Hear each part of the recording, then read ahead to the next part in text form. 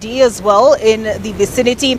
I am waiting to see if the deputy president, this is just a bit of a cheeky comment, but I'm waiting to see the deputy president arrive for this particular Well, actually, function. the deputy president has just come in, Olive, Okay. and I know he's just going to stand outside waiting.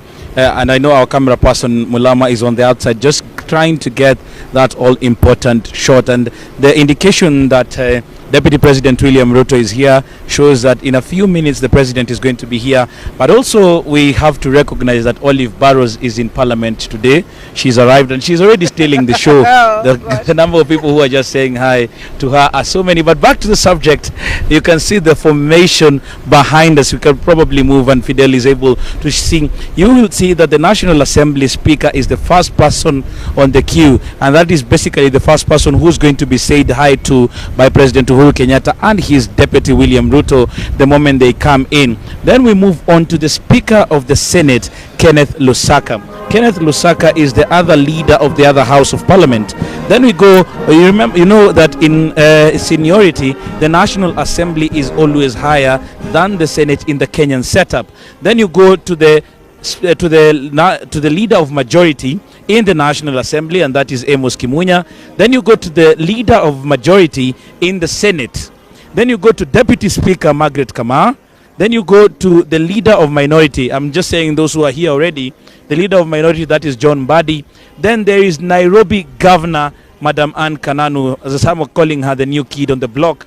Then you go to the leader of parliamentary liaison, that is Adan Kainan. Then there is the other leadership of parliament that are here trying to form a formation just to make sure that they welcome President Uhuru Kenyatta and his deputy William Ruto into this. Remember, Deputy President William Ruto does not sit in the chamber.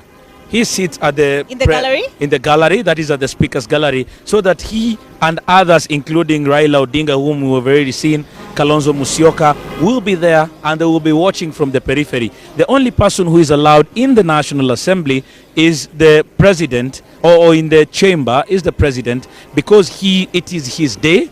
And it is constitutionally allowed that he has to come in here and appraise the country on the steps his government has taken in making sure that we are enjoying the freedoms that we're enjoying today. I have a question. In America, the US president has to seek permission before getting into the precincts of the House, either the Congress or the Senate. Is that the same case here? Does the president have to get permission to make his way in here? Yes, Olive, he has to do so, because remember, this is another arm of government. The three arms of government are interdependent but also very independent in that sense. So on last week, Tuesday, the Speaker of the National Assembly, on request from the President, was able to communicate to the House that President Uhuru Kenyatta seeks to give the State of the Nation address.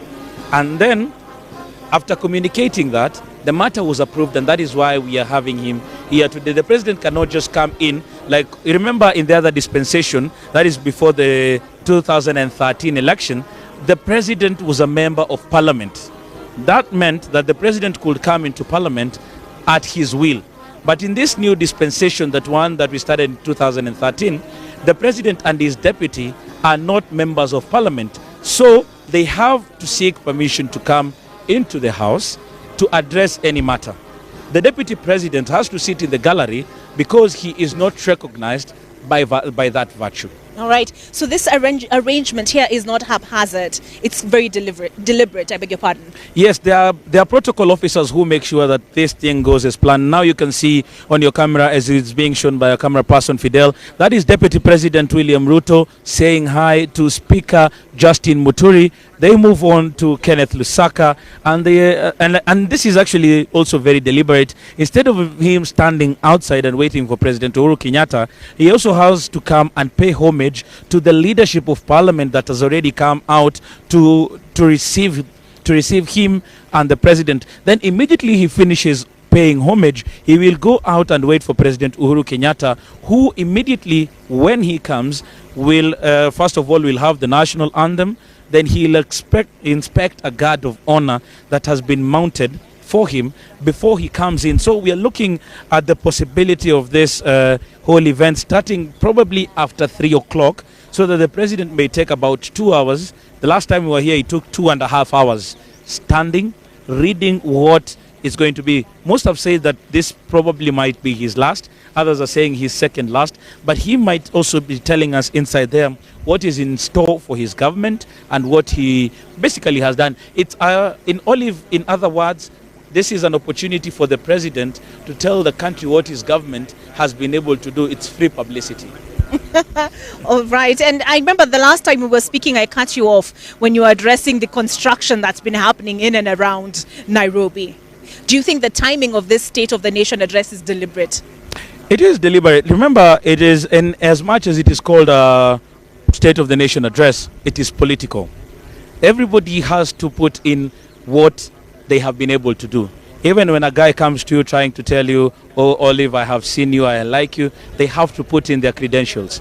And that is what President Uhuru Kenyatta will basically be doing today. He will be putting in his credentials and saying that this is what I have been able to do. I asked you whether you've been able to notice whether Nairobi is a construction site.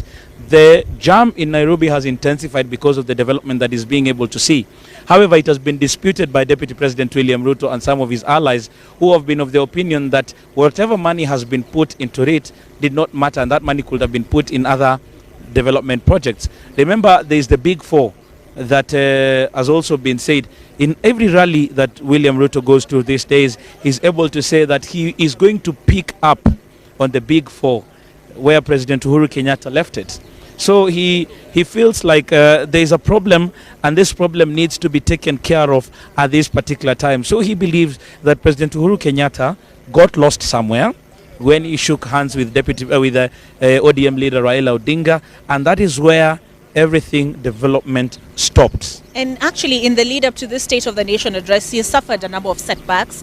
Of course, there was the whole BBI issue. I know a lot of people are debating on whether this is his last or his second last. If it indeed is his last, then his legacy is on the line.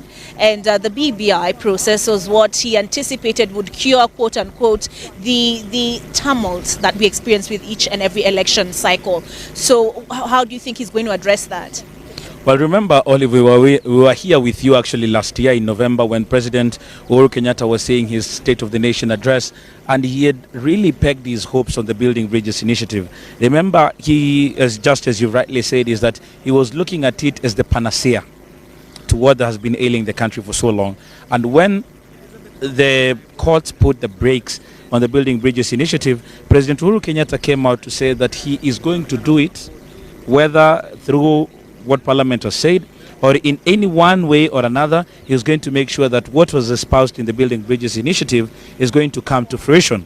Now, fast forward to the campaigns that we are seeing from ODM leader Raila Odinga and Ruto. ODM leader Raila Odinga has been revisiting the issues that were contained in the Building Bridges initiative, insisting that if he is elected president, there is a probability that he is going to bring them back, whether through that BBI that was being proposed or now make them into policy.